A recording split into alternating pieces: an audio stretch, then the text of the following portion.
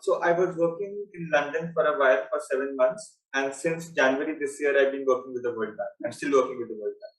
So this economics background made you choose economics as your optional subject? It was never even a matter of thinking what optional I'm going to take, because I feel much more confident now that I have the economics background. When you were recalling this mock interview which you had with us, did it help in some sense? Yes, sir, I think it certainly helped me a lot. And my interview was also, my real interview, UPSC interview, was also very similar in its scope. One thing that you realize is that the exam is no longer about the syllabus, because I've always believed, I always feel that preparing is one thing, but when you appear for any exam, it's very crucial to know what they are testing for. So in your opinion, what is the right time to start preparing for civil services? I would only say that if you're very sure after graduation, say you have a very clear idea why you want to do the civil services, then obviously it makes complete sense to jump right into it. So how did you keep yourself motivated? So I was always very confident that I'm doing well in the economics field. I can go on and do something else over here. And when you have that kind of backup option in your mind, when you know that the world wouldn't end if you don't clear this exam, then that really gives you a lot of motivation and inspiration, because I mean, you have nothing to lose. Hello, hi. Can you hear me? Yes, I can. Yes. Hearty congratulations. Thank you, sir. Thank you so much. All right, Sarthak. So you had a busy day today also? Yes, sir. Okay. So this is all the media frenzy to interview you? Yeah, I mean, it's some of that, some of relatives and friends coming over. Of course, it feels very nice to meet everybody, to receive everybody's good wishes. But also, it's also getting a bit hectic, but I don't really mind it.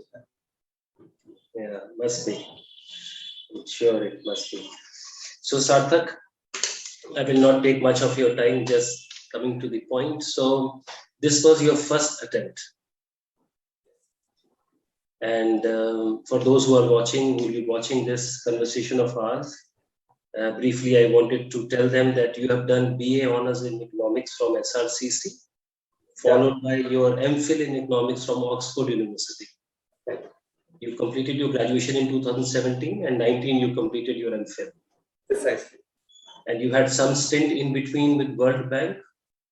So I was working in London for a while for 7 months, and since January this year, I've been working with the World Bank. I'm still working with the World Bank. All right. So this economics background made you choose economics as your optional subject? Yeah. A lot of students, they get confused about what optional to take. Especially people who are from science background and commerce background, because they all have this feeling that the UPSC syllabus is more leaning towards the arts side.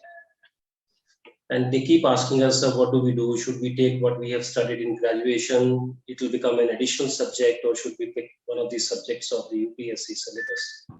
So what's your view about this? In your case, this wasn't the dilemma, because you are an economics student and economy is an essential part of the UPSC preparations. So personally, I didn't give it a lot of thought. I mean, it was like a 5-minute decision. It was never even a matter of thinking what optional I'm going to take. And personally, I also appreciate, it is good, I feel, candidates who can stick to what they've done in the past, but that also that, the subject you have studied doesn't kind of go waste, because I feel much more confident now that I have the economics background, and it's also of 5 years, and I've done this exam in economics as well. So definitely there is something I can learn that in administration too. All right. Okay. We met during your mock interview when you were here. So when you were going for the UPSC interview, in hindsight, when you were recalling this mock interview which you had with us, did it help in some sense? Yes, sir, I think it certainly helped me a lot. Mainly because of the kind of panelists we had at RAW at that time. There were a number of people from different backgrounds, which also reflected in the kind of questions that were asked. I very much appreciated that the focus was not just on economics, but also on other things that were of importance. And my interview was also, my real interview, UPSC interview, was also very similar in its scope. At the same time, there was also a lot of diversity in terms of in which the panelists asked their questions. Some of them were very much more relaxed, made you feel a lot comfortable, and you could answer. At other points, you were also put under stress so that they can check if maybe you react well. Although my final interview was very relaxed, very comfortable, very straightforward atmosphere. But I think that experience overall also helped me a lot. So in hindsight, now you took the mock interview and then you went for the UPSC interview. If I may ask, how close was the mock interview to the actual interview? And if it was, in what sense was it close? So when I think about whether an interview was close or not, or whether it was helpful or not, rather than going over the exact questions, because I mean, I'm sure there's a lot of diversity, and the mock panel also does not attempt to replicate the kind of questions that will be asked. But in terms of the overall experience, in terms of the style of questioning, the issues covered, the broad issues covered, I think it was quite similar. I mean, to give you just one example, I was asked about, my dad mentioned that I'd won an economics quiz, and my UPS interview also had a quiz question, very interesting quiz question asked to me. And in Rao also I was asked a quiz question, very different, first from the world of cricket. But as anybody would appreciate, being asked a quiz question in an interview in a high pressure situation isn't always very exciting, but I enjoyed the experience both of the times. So I think in that way it was very similar, and overall, as I said, even though the questions might not be the same, but the overall experience was not too different from what I felt with them. Okay. Very, very few people are there who, kind of make it in the first attempt, and even lesser number of people who get such good rank as you have got. So could you tell the viewers what was your, it is the cliched question which I'm sure many people would have asked you. What was your strategy to prepare? In the most simplest words, if you could just explain for the person who is just about to take a leap for civil services. Right. So first of all, I think I spent much more time thinking about whether I want to pursue a career in the services than I did on the actual preparation. That kind of started when I was when I was finishing my MPhil degree in the UK. I started thinking about it, speaking to a lot of civil servants. So I would strongly suggest everybody to actually give it a lot of thought, why they want to pursue these services, why they want to do this. It's a big investment, not in terms of preparation. Even once you get in, it's obviously not all rosy. There are a lot of downsides as well. So you should spend a lot of time thinking about why you want to do this. Second of all, my strategy, because I was also facing some time pressure, I was operating under some kind of constraint. I didn't have a great deal of time to prepare for this year's exam. I think it also helped me in a way because I'd never either felt the need, nor I had the luxury of, say, finishing the entire syllabus, doing a range of things and so on. So I picked and chose very freely the things I weren't very comfortable with. I only went over them tangentially. Other things that I liked studying a lot more and eventually developed an interest in as well. Those things I gave a lot more time. Coming to the specifics of what exactly I did, one thing I always knew was that I'm not good at making notes. So that's something I didn't practice to the very end. I didn't make any notes. The main idea over here was just to go over the core materials as often as I can. It wasn't the most efficient strategy, but I realized that had I gone into the labors of making notes and studying from them, and that makes you lose the interest in a subject at times. At least that's the case for me. And it wouldn't matter if I'm not interested in a subject, how many or how good notes I have. That was the first thing. Secondly, I also hear that a lot of people advise you to stick to certain newspapers, certain magazines, certain materials. But in my case, I was much more, I read much more widely, even though it might have meant reading a bit thinly. But I tried to read as many sources as possible with only kind of one classifying criteria was that whenever I would look at a news item, the question to ask was, is this something that is of relevance to Indian policy? And if the answer is in the affirmative, then I would go ahead and read it, maybe not register anything in my mind. But one thing I've observed is that when you do a lot of this kind of random reading across different sources and so on, then you have a good kind of mental map, a good mental network in your mind. It helps you connect very different things. For instance, you will suddenly find yourself connecting economics with something diametrically opposite. And I do not know if the examiners are looking for this or not, but I made a lot of use of this kind of connection, these kind of things that connect to each other. Other than that, I practice a lot of mocks. I practice a lot of mocks for prelims, for mains, for interviews, because I always feel that preparing is one thing, but when you appear for any exam, it's very crucial to know what they are testing for so that you can continuously test how good you are. All right. Another problem which most of the aspirants face is the problem of plenty. The resources are so much. As I keep saying, keep counseling students. You Google one thing or you just go on YouTube and want to know, check about something, and you get overwhelmed with the kind of information which is there. How did you discern, in the sense that what you have to study, and how did you manage to restrict yourself to a framework of preparation? Because otherwise it is just, most of the students, they end up just collecting the material on the table, keep watching YouTube or something, keep Googling things, and it never ends. So again, this is something that is very kind of personal to me. I don't know if it will appeal to everybody or not, but I honestly felt that I took a very wide canvas. I would actually just do that. I would just Google things, read Google News for the most part. Google News was my go-to source, and Google News also has things from the Times of India to the Indian Express. So there wasn't any kind of restriction in that sense. Again, this might not work for everybody, but as I said, when you are not under that kind of pressure that you have to make notes from every article, you have to remember everything that you're reading. When there's no pressure like that, I feel you can read much more freely and much more luxuriantly. So in that particular context, it might be useful to not restrict yourself, which is what I did, because one thing that you realize is that the exam is no longer about the syllabus. The exam is no longer about, say, you do this and then you clear the exam. What I felt was that it is just testing your kind of very basic conceptual knowledge of how things operate, what things are related to India, and so on. And to build that kind of understanding, to build that kind of conceptual base, I felt it is really good to have that wide canvas, because if you read one publication every day, every year, then that it has a bias, it has only a certain perspective, and it doesn't allow you to get that kind of diversity that I feel really not only enriches your answers, but more importantly, it helps you think more critically, think more creatively. Sarthak, you said that you decided to, start preparing for civil services while you were in graduation. So towards the end of my post-graduation, somewhere in 2019, when I was just finishing up Oxford, that's the first time I thought that all the kind of training I'm getting in economics and development might it also be employed in actually working on the ground to transform some of these concepts into real practice. All right. So in your opinion, what is the right time to start preparing for civil services? Is it after 12th? A lot of students these days, the moment they complete their school and they want to start alongside with the graduation. So to be very honest with you, this is again a very personal kind of experience. I would very strongly suggest to delay it as much as you can.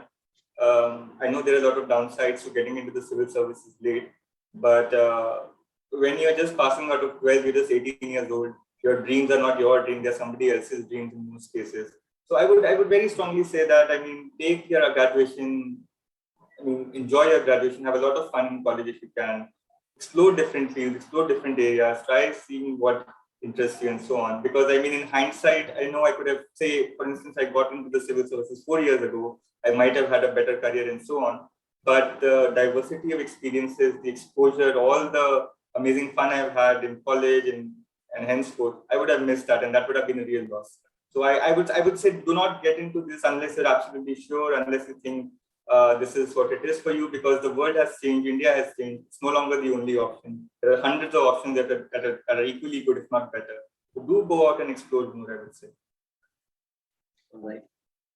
How did you kept yourself, you kind of motivated? Because there are times when the studies are so strenuous, you have to really put yourself into it and kind of cut off yourself for the rest of the life, I would say. So how did you keep yourself motivated to go on and, get what you got? So it was, I think, at any point, I think I didn't let it become too big. I consciously stayed away from any kind of study groups, any kind of interaction with other civil services aspirants in kind of this whole world of civil services. I mean, on a light note, only recently did I get to know that ORN means Old Rajendra Nagar. That shows how diverse I was from the civil services world. And I think that really helped me. All my friends were maybe economists, they were doing different things. And it keeps you grounded. It doesn't let things become too big for you. So I was always very confident that I'm doing well in the economics field. I can go on and do something else over here. And when you have that kind of backup option in your mind, when you know that the world wouldn't end if you don't clear this exam, then that really gives you a lot of motivation and inspiration, because I mean you're nothing to lose in a sense. So you don't feel a lot of pressure, you don't feel a lot of responsibility in that sense. Apart from that, my parents, obviously, I mean, my mother, my father, they've been wonderful, inspirational personalities, my friends and everybody. But overall, I think if there's one thing I can say, it is that do not let it become too big. Do not let it become like I don't know. I mean, just keep things in perspective, I would say. Stay motivated. If you don't mind my saying so, Sarthak, did this feeling of yours came just because you had done well in economics and you were doing MPhil from Oxford University? So that kind of assurance was there with you in case it's not civil services. So what? I have something in my hand. Absolutely, sir. I feel I'm very privileged, and that's why I said at the beginning it might not apply to everybody. Everybody has very different motivations and aspirations. I was very lucky, very fortunate that I had that kind of a career route planned for me. But I fully understand like other people might have different priorities. So you would recommend that somebody should do graduation, take something professional in hand, and then try for civil services?